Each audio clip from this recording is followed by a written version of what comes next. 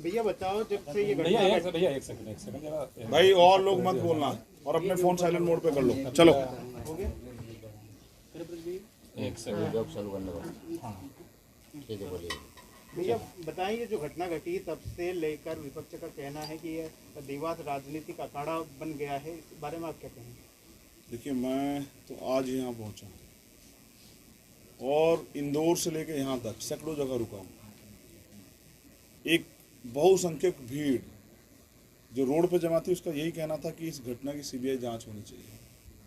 देखिए, लोकतंत्र और न्याय प्रणाली इसी बात पर टिकी हुई है कि जो पीड़ित परिवार है या आम जनमानस है, उसका संतुष्टिकरण बहुत जरूरी है। इसको तो कोर्ट भी कहता है कि पीड़ित अगर संतुष्ट नहीं है तो वो न्याय नहीं हो सकता है। तो पीड़ित परिवार, मैं अभी पीड़ित परिवार से मिला, वो जो भाई, अभागा भाई जो वहाँ हैं और वो बहन, और उन्होंने जो मुझे बताया उसके बाद मुझे भी लगता है, उनकी मांग भी है कि इस घटना की सीबीआई जांच होनी चाहिए। और क्योंकि मैं पूरे देश के लोगों में से संदेश प्राप्त करता रहता हूँ, तो ये चर्चा आज यहाँ नहीं बची है, ये पूरे देश में चली गई है। और पूरे देश में इस बात को लेकर आक्रोश है कि एक परिवार के 5-5 लोगों का मर्डर हो गया है, 48 दिन तक बॉडी भी बरामद नहीं हुई, और पुलिस जो अपराधी है वो पुलिस के साथ घूम रहा था। और पुलिस जो है अपराधी, पीड़ित परिवार ने बताया कि अपराधी को ही कह रहे थे कि ये ढूंढ तो देंगे, आप अपने काम पे चले जाओ। यानी कि इसमें षड्यंत्र है। जिस 48 दिन जहाँ ये सब चीज़ें हुई हों, ऐसे अयोग्य थाना अध्यक्ष पर तो कोई कार्रवाई नहीं हुई, यहाँ के सर्किल अधिकारी को कार्रवाई नहीं। क्या आदिवासी दलित जो हैं ये कीड़े मकोड़े हैं कि इनकी हत्या करना जो है कोई अपराध नहीं है?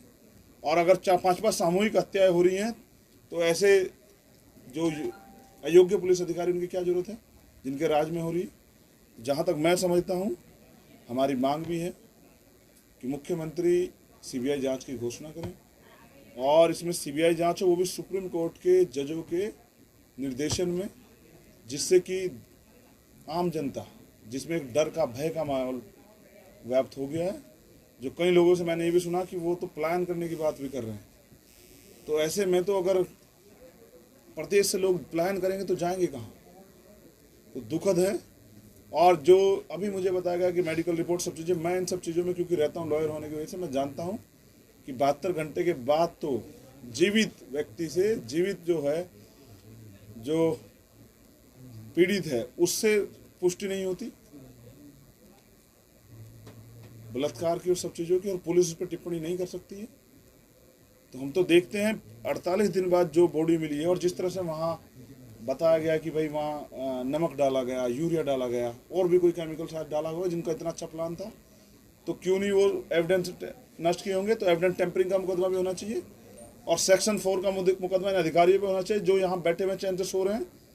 वो परिवार डर के साए में है, तो उस परिवार की सुरक्षा के लिए और सुरक्षा के साथ इस मामले को फास्ट ट्रैक कोर्ट में चलाया जाए, अपराधियों को सख्त से सख्त सजा हो, सीबीआई जांच हो, और जो अधिकारी कर्मचारी इसमें इन्वॉल्व हैं, जिन्होंने न्याय को प्रभावित करने का काम किया, जो नेता इसमें इन्वॉल्व हैं, उन पे भी जो है शिकंजा कसा जाए, जिससे कि मध्य प्रदेश की जनता जो है वो ये समझे कि सरकार में न्याय भी होता है। और अगर ये नहीं होता तो हम ये मान लेंगे कि ये मुख्यमंत्री जो हैं ये आदिवासी और दलित विरोधी है, और ये कभी नहीं चाहता कि न्याय हो आदिवासियों के साथ। ये अपराधियों का जो फोटो वायरल हुआ था क्षेत्रीय विधायक और मुख्यमंत्री के लड़के के साथ में, इसमें आप किस नज़र से देखते हैं? देखिए, अगर 48 दिन तक अपराधी जो है खुला घूम रहा है, तो अगर हमारा सिस्टम इतना कमज़ोर हो गया है कि उसको अपराधी के साथ घूमते हुए उसको पता नहीं है, जबकि पीड़ित परिवार ने मुझे बताया कि हमने उनको शक जाहिर किया था कि इस व्यक्ति द्वारा ये हो सकता है, और फिर उस व्यक्ति के हौसले तो देखिए। उस पीड़ित बच्ची ने मुझे बताया कि वो हमसे भी कह रहा था कि तुम दोनों मेरे साथ चलो, किसी बाबा के पास जाके पता करके आएंगे, वो बता देंगे कि वो लोग कहाँ हैं। यानी कि इतना बड़ा घटना को अंजाम दिया गया, प्री प्लानिंग, और फिर उसको छिपाया गया। तो इसका मतलब ये अकेले कुछ लोगों का तो काम नहीं है। 4-4 लोगों के खिलाफ और उन्होंने शक जाहिर किया, उन पर कार्रवाई अब तक नहीं हुई, उनको तो पूछताछ के लिए भी नहीं बुलाया। तो कहीं ना कहीं सत्ता का संरक्षण अपराधियों को मिल रहा है, और मैं इस बात को पूर्ण बेहतर तरीके से समझता हूँ कि अगर अपराधियों को सत्ता का संरक्षण होगा तो अन्याय बढ़ेगा। कल किसी और परिवार के साथ होगा तो हम ये आज इसलिए लड़ रहे हैं, कल किसी और परिवार के साथ ये ना हो। और ऐसी कानून व्यवस्था क्या फ़ायदा जो न्याय नहीं दिला सकती हो? ये इतनी मोटी मोटी तनख्वाह लेने वाले अधिकारी कर्मचारी किस लिए हैं? और अगर इन पर दबाव है तो ये मामला हम कहीं और ट्रांसफ़र करवा लेंगे। हम तो चाहेंगे दिल्ली आए मामला, और वहाँ इसकी जांच हो, और वहाँ ही कोर्ट में चले, तो हम इन सबको ले चलेंगे वहाँ दिल्ली, तिहाड़ में, और वो बता रहे हैं आप आरोपी जो है देवास जेल में, ऐसे हीनियस क्राइम के आरोपियों को देवास जेल में, क्या इसको सेंट्रल जेल में रखना चाहिए था इंदौर। तो जिनको सत्ता का संरक्षण है वो तो वहाँ भी मौज में होंगे, मर तो हमारे लोग गए हैं। और मैंने कहा कि वो तेजाब और वो यूरिया और वो नमक जो है उन बच्चों पे नहीं, वो हमारे पूरे समाज के ऊपर फेंका गया है, और हम इसको, इस दर्द को भूलेंगे नहीं जब तक उनको सजा नहीं मिलेगी। आज आपके संबोधन में एक चीज बार बार आई कि मीडिया ने सहयोग नहीं किया, जबकि स्थानीय मीडिया ने ही इस मामले को उठाया। क्या कहेंगे आप? मैं स्थानीय मीडिया का धन्यवाद करता हूं, लेकिन मैं जहां मैं रहता हूं दिल्ली में, वहां अगर नाली का वो भी हट जाए तो भी चर्चाएं होती है, डिबेट होती है। अगर कोई स्टेटमेंट दे तब डिबेट होती है, लेकिन 5 लोगों की हत्या हुई और मेन स्ट्रीम मीडिया चुप है, वो कोई चर्चा नहीं कर रहा है। क्या मानव अधिकार आयोग कहाँ है? आज सारे नेशनल न्यूज चैनलों पर यह खबर चल रही है। महिला आयोग कहाँ है? और अगर चल रही है तो मुख्यमंत्री क्यों नहीं आते? मुख्यमंत्री किसको बचाना चाहते हैं आखिर? क्यों सीबीआई जांच की मांग नहीं कर रहे हैं जब पीड़ित परिवार चाहता है? क्यों उसके ऑर्डर नहीं कर रहे हैं? तो मैं समझता हूं कि मीडिया, जिन मीडिया के साथ धन्यवाद, जो मदद की, जिनकी वजह से हम यहाँ पहुँच पाए, उनका धन्यवाद करते हैं। और जो मीडिया के लोग किसी दबाव में नहीं कर पा रहे, मैं उनसे भी कहता हूँ कि मीडिया की जिम्मेदारी है कि वो इन घटनाओं को जनता के पटल पर रखे और सरकारों से सवाल करे, जिससे कि न्याय सुनिश्चित हो सके। सर, आप उत्तर प्रदेश से बिलोंग करते हैं, तो उत्तर प्रदेश और मध्य प्रदेश में क्राइम क्या अंतर लगता है आपको दोनों प्रदेश में? नहीं, मुझे लग रहा है कि अयोग्य मुख्यमंत्री जहां भी होगा वहां तो क्राइम होगा ही।